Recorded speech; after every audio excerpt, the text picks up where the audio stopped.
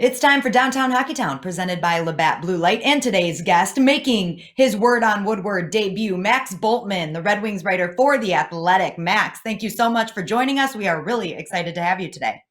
Yeah, glad to be here. Thanks for having me on.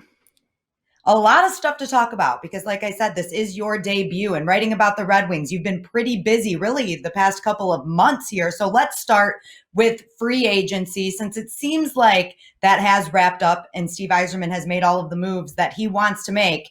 What do you think overall? What are your thoughts on what the Red Wings were able to acquire in free agency? Yeah, I think it's hard to argue with any one of the moves. I mean, there are five of them. It was Nemesnikov, Stetcher, Merrill, Bobby Ryan, and the goalie Thomas Greiss, which might have been the best signing of the bunch. And I think all really good value contracts. I mean, really short term. It's going to preserve a lot of flexibility. They're all should be upgrades somewhere in that lineup after last year. And so I think all five of those moves are solid to good. I think the profile that someone like John Merrill is going to bring should really help them keep, the dangerous chances down. That's an area they struggled with, I thought, a lot last season. And someone like Troy Stetcher, who I was surprised was even available. I mean, he's a guy that can be a really good transition kind of two-way defenseman. So I think these are all guys that are going to help the Red Wings. And Steve Yzerman kind of even left the door cracked to making one more move in his last press conference. So there could still be one more hanging out there as things get closer to the start of training camp. Max, do you think that move would be an unrestricted free agent, or do you think it might be more of a Mark Stahl deal where he takes on a contract only to move the guy at trade deadline for more assets? The Stahl trade by far, I think, is the most brilliant move that he was able to make. Well, yeah, I mean, that's certainly from a rebuild perspective is the one that has the potential to help them down the line the most, right? And certainly if there's another deal like that, I think that's the move that makes the most sense the rest of the way here with the amount of cap space they have. Still a couple teams that have really obvious need to do something and get under the cap ceiling in Tampa Bay and the Islanders. But I could see it being either one, a free agent or a trade. I mean, it sounded like the other day that he was saying it had been quieter recently on the trade front.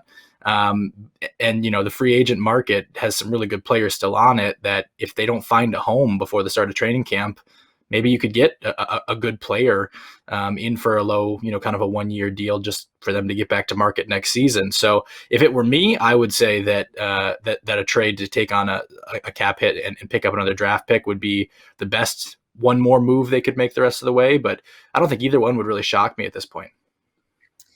Max, we had Ken Kale talk about this earlier in our mailbag. The possibility of Steve Yzerman presenting an offer sheet for a restricted free agent. Is that something that you've even thought about?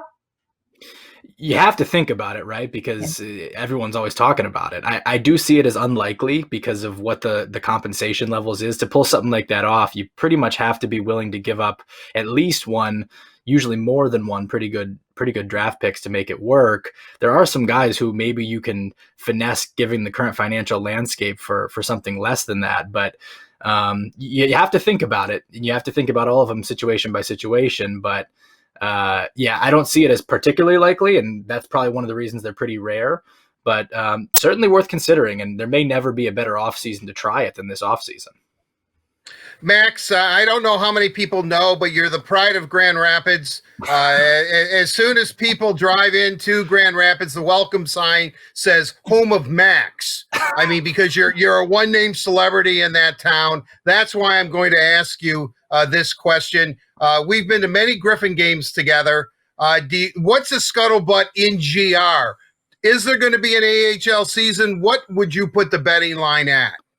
You probably know as much as I do on this one right now. I think, the projected start date is for February, and that sounds about right. But I haven't heard anything outside of that lately. And I think, obviously, the Red Wings may be one of the teams, maybe the team with the most interest in there being an AHL season, just because they're going to have so many guys there again. And I don't have a hard answer for you, unfortunately. And I also would say that I technically didn't live in the city of Grand Rapids when I was growing up. After I was like 10 or 11, we moved just outside the city limits. So they may have to update that sign. Truth What does your comes birth out. certificate say? What does your birth certificate say? I was born in the city of Grand Rapids. See, I was born in the city of Detroit, so yeah, that's your hometown, my friend. So There you go. There you go. Well, let's ask. I mean, you wrote a great piece along with Mr. Wheeler there for The Athletic about maybe timeline for some of the Red Wing prospects. I am really, really curious that, let's be honest here. Let's just put it to bed, Max. Mo Seider is a Red Wing whenever he comes back from Europe. I think so, yeah. I mean, certainly toward the back half of last year, it looked like he was going to be ready for a late season call up. And in Sweden so far, he really hasn't done anything to change that opinion. I mean, he's at a point per game, which he's probably not known as an offensive defenseman and isn't known as that. But, he's scoring like one in Sweden right now. So I think that when he comes over after he wraps up in Rogla, that he should go right to Detroit. I mean, he can go to Grand Rapids if he wants to kind of get a couple games under his feet on the small ice again before joining the Red Wings. But I don't see a point in holding him back if he keeps up like this. Max, you also released a mailbag related to the Red Wings for The Athletic earlier today. And one of the things that you talked about were guys like Evgeny Svechnikov and Michael Rasmussen, who, of course, Michael Rasmussen is playing in Austria right now. But if there is no AHL season, what does the future look like for those guys? Yeah, I mean, that's a great question, because those are two of the guys who, when the Red Wings made all those signings this summer, you had to wonder about, because those are kind of the spots that got filled, were the spots for someone like Rasmussen and Svechnikov to make it right off the bat. They still could. They can always take a job, and certainly if you're the Red Wings, you have to hope for that. But yeah, I mean, if there's no AHL season, those guys get put into a pretty interesting spot. I mean, you can try and find another place for them, like the Red Wings have done with Joe Veleno or Moritz Seider, but the later it gets, probably the more difficult that gets. I mean, Rasmussen's playing in Austria right now. He actually had a pretty good day yesterday, 3-point day, 2 goals and an assist. But Svechnikov, I don't believe, is playing anywhere right now. And so maybe you just find a way to work it out and get him to Detroit and, get him games where you can. And maybe that accelerates their timeline. But yeah, whether it be in the AHL or the NHL, those guys are going to need games. And so that's one reason to really hope that if you're the Red Wings, that the AHL does come through. When we look at the Red Wings, some of the other prospects that you wrote about, a guy who's really tearing it up right now, and if he can stay healthy, he hasn't played a whole lot of hockey the last couple of seasons, but Jonathan Berggren has been lights out. I mean, is it possible? Is that the player that maybe the Red Wings will catch a break on, and that his arrival could be sooner rather than later? It's possible. I mean, talking to people over in Sweden who coach him and in his organization, he's taken a big step this year, and you can see that on the score sheet, obviously. But they say you also see it in just his style of play, and he's always been a player that had this talent level, right? Like when the Red Wings drafted him, you thought he had the potential to really be a scorer, and now he's kind of taken that step. You're right. I mean, if he continues at this pace and he's able to translate some of this stuff to the smaller ice where you have less room to make the kind of plays that he makes, then he is the kind of player that if he hits, that's the kind of player that takes your rebuild to the next level, because he's outside the first round. He's outside those top 10 picks. And Steve Yzerman has said, if you're going to rely on your first round pick hitting every year and not getting anyone outside that round, it's going to take a really long time. So yeah, I do think Berggren can be that player. And I think certainly from the way he started, is showing signs of trending that direction. Same really with Albert Johansson, who continues to impress. So a couple of guys there that were second round picks that are trending pretty favorably for Detroit and Sweden. Max, let's wrap things up with a couple of questions about this year's, the 2020 NHL draft. We know that Lucas Raymond was obviously the big pick for the Red Wings, but I'm hearing a lot of great things about guys like Theodor Niederbach as well. And I know it's really hard to follow these guys that are playing overseas, but what are you hearing about some of the Red Wings draft picks? Yeah, nothing but good things about Niederbach. I mean, he's tearing the J20 league on fire right now, setting it on fire, I should say. I think he's close to 2 points per game over there for Frölunda, and maybe just starting to get to the point where he's getting too good for that league almost. He did miss a season 2 years ago with a knee injury, and so it's certainly not a bad thing for him to make up those lost reps. But as Lucas Raymond saw last year in his draft year, it's really hard to carve out ice time for Frölunda's men's team, one of the top organizations in the league, one of the top teams in the league. Not easy to find a spot there. Niederbach's he's dressed for a few games, but I don't think he's played more than like 2 or 3 minutes so far in any game for the men's team. So I think it's probably safe to expect him to continue to play for that J20 team. But if he keeps tearing it up like this, they might have to find a new challenge for him somewhere soon. Otherwise, he's just going to run roughshod. So for the Red Wings, certainly you don't really mind either of those scenarios, probably.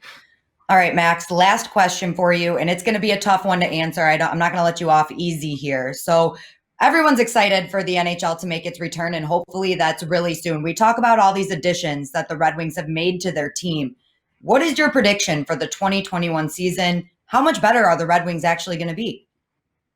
Well, that's one of the interesting questions, because for as much as I do think they improved at every single position group this offseason, they're starting from so far behind everybody else, right? I mean, they had 17 wins last year. I think they were like 22, 23 points behind 30th place.